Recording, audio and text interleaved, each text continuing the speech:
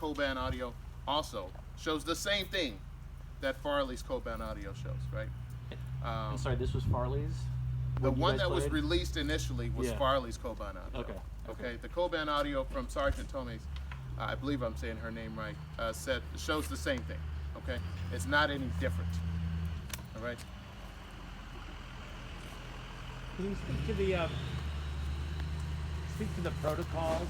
Are you saying that these deputies all reacted prematurely? Of course, you said that, but that maybe some protocols or training was also inappropriate prior to this? Well, I would say this in terms of knowing situations, but officers are always supposed to make sure that they can either de-escalate quickly, but also have themselves in a position of safety. And that would mean to me that when you see someone walking up, you don't know who he is, the first thing you do is try to de-escalate, but you also put yourself in a position of safety.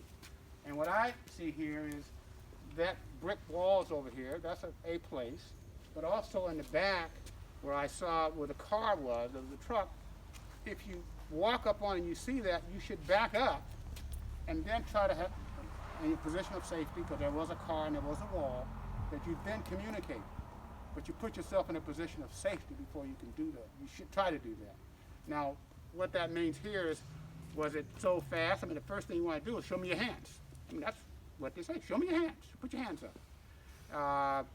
And so that part was fine, but I think in order to have a dialogue, you got to make sure you're in a position of safety. And that's an analysis that, to be honest with you, I have my police practice person look at, because that's what they normally tell us, what should have been. We know a lot, but at the same time, we need a police practice person to tell us, given what was in front of them, what should they have done.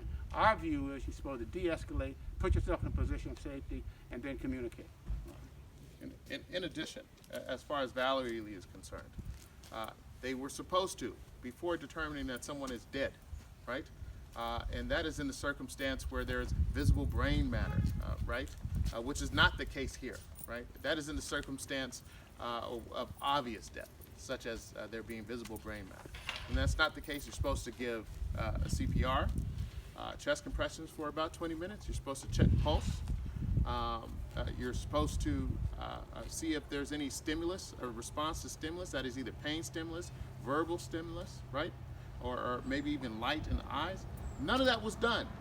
As a matter of fact, the officers specifically said, and you can hear it in the body camera recording, that that's not important to us after they find Valerie. Those are their words. That's not important. We're here to make sure the scene is secure. And they leave her there for some 40 minutes before they're speaking with medics, and the medics inquire about Valerie. And they say, yeah, nobody's touched her. And that's the fault that we give them.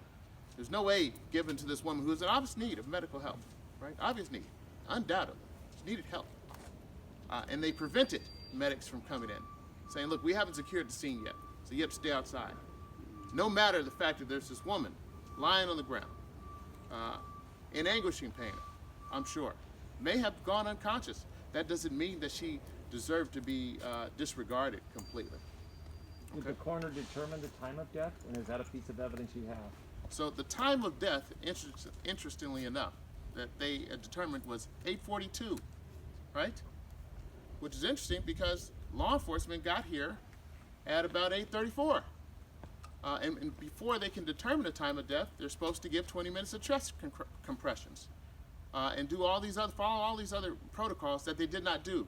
There wouldn't have even been enough time to do those things given the determined time of death by the coroners. And furthermore, law enforcement said nobody even touched her, right? Normally, it sounded like they were going back to get a shield. That's pretty well documented somewhere, yep. I've read. After the shooting, yes. Yeah, right. And that, I know in a hot zone, they use that to protect themselves to go back in. Do you think there was any indication at all if that was to get the medics in or to get somebody into Valerie by using the shield in case, there was someone else on the property that well, there were a number there was of more officers. than one person they were looking for. Yeah, the point of the matter is, I got your point, because you don't know. But when you got 4 officers, a minimum of 4, then that means to me that one person checks the injured person, another person watches him, and then the others go out and see if there's any other way to secure the scene. But you could do all of that with. You don't need all officers to do it. You need at least one to check, you need one to secure, to watch over, and then the other can span out and to do it. So, to me, given the number of officers on the scene, there was no realistic basis to not try to provide medical assistance, even though the scene had not been totally secure, because you did have a number of officers, and they all had guns. Do you have any idea yet of which deputy fired first? That we're uncertain about at this time. I'm sure as this case goes along and facts develop, we'll understand who fired the first shot. You also have an issue with, which I haven't resolved in my mind, but I've seen it in other cases. One person overreacts and starts shooting. Then everybody else starts shooting, even though they don't really know what the basis is. They just know a shot had taken place. It's called sympathetic shooting. And that very well could have been here, because the people in front, they didn't have a basis to do it. Maybe people in the back might have thought they saw something, or vice versa. But one person could have triggered all of these one shooting. That's conjecture on my part. I don't know. To be clear, are you saying that there were one or more deputies behind Cameron and some in the front, not all like in a half moon or fanned out in the front? Given the trajectory of shots that went into Cameron's body, it is not possible that they all stood in a line, as they reported to the district attorney, in front of Cameron. There had to be some on the side and maybe even behind.